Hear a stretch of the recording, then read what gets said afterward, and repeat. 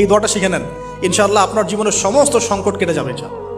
আমি নিজেও ওই দোয়াটা বেশি বেশি করার চেষ্টা করি। দোয়াটা হচ্ছে, মুসা আলাইহিস সালাম একটা গাছের নিচে হেলান দিয়ে বসলেন, বসে দেখলেন দুজন মেয়ে দাঁড়িয়ে আছে দূরে, পানি নিতে পারছে না, লোকজন পানি নিয়ে যাচ্ছে, ওরা দাঁড়িয়ে আছে বেচারি। মুসা আলাইহিস সালাম গিয়ে বললেন, কি সমস্যা আপনাদের?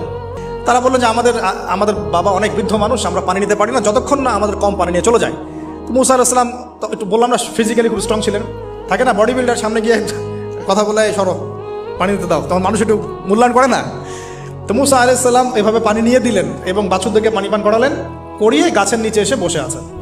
বসে বসে তিনি দোয়া করছেন, এই যে দোয়াটা তিনি দোয়া করছেন, রব্বি, একটা নেক কাজ করলেন, নেক কাজ করলেন না, মানুষের উপকার করলেন, নেক কাজ করে এসে গাছের নিচে বসে দোয়া করছেন, আল্লাহ এখানে তো আমার খাবার পানি বাসস্থান কিছুই নাই, আমি কি করব? রব্বি ইন্নি লিমা আনজালতা ইলাইয়া মিন খায়রিন ফাকির, রব্বি ইন্নি লিমা আনজালতা ইলাইয়া মিন খায়রিন ফাকির।